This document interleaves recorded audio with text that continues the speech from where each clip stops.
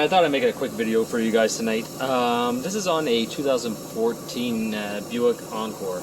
Now this has the 1.4 turbo, 1.4 liter turbo engine, and the customer complained of a shake at idle and throughout all driving speeds. So I get called, I come in and I start checking it out. I put the scan tool onto it, and I have a P0300. Now, I haven't been on this car that long. I've been onto it for about maybe an hour and a half. I wasn't expecting to go this far into the diagnostic, but I'm there, so I thought I'd bring you guys along and just show you guys what I've been up to onto this beautiful Wednesday night. So, needless to say, I started checking. Checked the coil, which is up here. The coil had some issues with the resistors. I'll give you an image of that. So as you can tell, the resistors inside of the coil boots are completely like burnt and shot. So, and they were like that on all 4 cylinders. Now, I wasn't getting a misfire on all 4 cylinders. My main misfire was basically on cylinder number 2, even though there was only a P0300 in the system. What I did then is that I went into the scan tool and I went into misfire live data, and that's where I seen that my misfire was happening on cylinder number 2. Now, to make a long story short, I started to do some diagnostics. The plug-in cylinder number 2, I don't know if I'll be able to find it. I hope I can. Yes, it's right here. I hope you guys can see. I'll try focusing on this for you guys. There we go. I don't know if you guys see the porcelain that's down at the bottom, but it is all broke all the way around. So as soon as I pulled that out, I realized that there was something that wasn't right with the cylinder.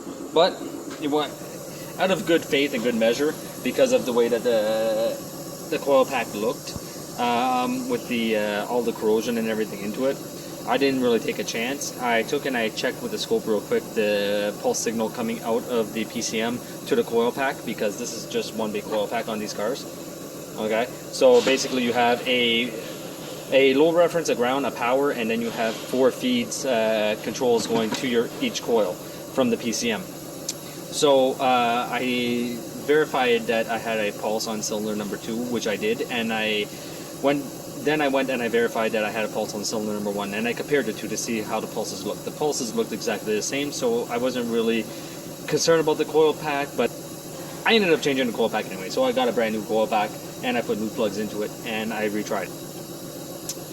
After that, of course, the misfire didn't go away. I wasn't expecting it to, but at the same time, it was like a shot in the dark almost. So, went ahead, and now this is where I am right now. Removed the valve cover and did a compression test. I'm going to show you guys the compression test onto this vehicle, and I'm going to go cylinder number 1 and cylinder number 2, and I'm going to give you guys a live view of what the compression is into the cylinder. So here's my compression tester. If you guys are looking to see what type of compression tester I'm using a compression tester from Lang Tools. The leak down tester that I'm using is also from Lang. So just keep that in mind. So right now what I'm going to do, I'm going to hook up the compression tester, and I'm going to switch this over to cylinder number 1. And I got to make sure that I use the proper adapter, because this one will just give me a 0 reading because there is no Schrader valve inside of it, as you can tell right there. So let's take a Schrader valve, one with a Schrader valve, put that into cylinder number 1, hook up the tester to it, and then we're going to crank it over. And I'll move this screwdriver out of the way so we don't get a code for a throttle position that's not working or damaging the butterfly valve. Alright, so I'm going to go now, and we'll keep this like this. I can't crank it over too long because oil is going to spray everywhere because I don't have the valve cover on, so bear with me. Let's go inside, crank it over real quick, and we'll go see the compression on cylinder number 1 after about 2 or 3 cranks. 1, 2, 3. Okay, and that's all I'm doing because I don't want the oil to spray up from its feed. All right, so let's go see our compression. Just off 3 cranks, 175. That's pretty respectable. So now what we're going to do is go on to cylinder number 2, and this is where things get interesting.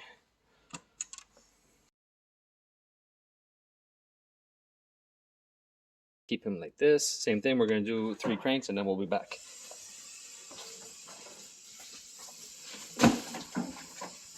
And 1, 2, 3. And now I have oil spraying everywhere. I don't know if you guys could see it through there, but that's not good. But that's okay. All right. So at least we know the oil pump's working, right? Have a good night. So, and here is the compression on cylinder number 2. That's beautiful, right? Nice little 0 PSI onto cylinder number 2. So, the next thing I did is that I hooked up my leak down tester. Now, the leak down tester was showing a major leak onto cylinder number 2 when the piston was up at top dead center. So I'm going to take and I'm going to turn the crank over real quick. And I'm going to set it up to top dead center. And all I'm going to do is just add straight shop air into it because this thing is, it's leaking to 100%. But I just wanted to show you guys where it's leaking from. So give me 1 second. I'm going to hook everything up and I'll be right back. All right, well, now I just feel like a huge idiot. Why is there no air? Because there's a Schrader valve on it, you moron. Anyway. Okay, so let's get the good one. Without the Schrader valve. I could have just taken off the Schrader valve too, but that's okay. Let's get this guy on here. It's a little hard with one hand. I'm going to pause you guys and I'll bring you guys right back. Alright, so now, as you can see, I am at top dead center. I'm at the point of least pressure onto my cams. My valves are supposed to be all the way up at this point. And if you can hear it, I don't know if you guys will be able to. I hope so. But you can hear the hissing that's coming out. Now, that hissing is not coming from the intake. If you look, it's not going into the cooling system, which is fine. The turbo, more than likely if I block, I'll be able to get some to come out of there. But everything is actually coming out. Here's my old dipstick tube. I feel no pressure at all coming out of there. But where I do feel pressure, and quite a bit,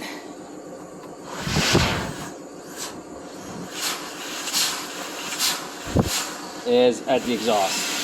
So I have an exhaust valve that's actually either damaged or staying open. I tried checking it out with a bore scope with the angle lens onto it, and there was no way to actually see which one was actually staying open. So I checked my lifters real quick. My lifters look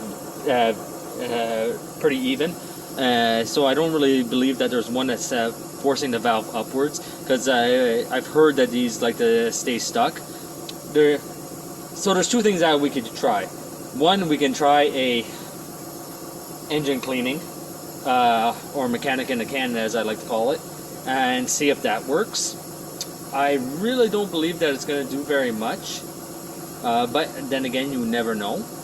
And then after that, the head's gonna have to come off and everything's gonna have to be cleaned properly. I'm not a big fan of the mechanic in a can, and especially since this is on the intake, the exhaust valve, and not the intake valve, it makes it a little bit more complicated. So the other thing that we can do is remove the exhaust manifold with the turbo and go see exactly what's going on. But like I said, yeah, so this is how my Wednesday night has been going, and I thought I'd bring you guys along, show you guys what I've been up to. So I hope you guys enjoyed this quick video, and I'll be posting another video on Saturday as usual. So have a good night.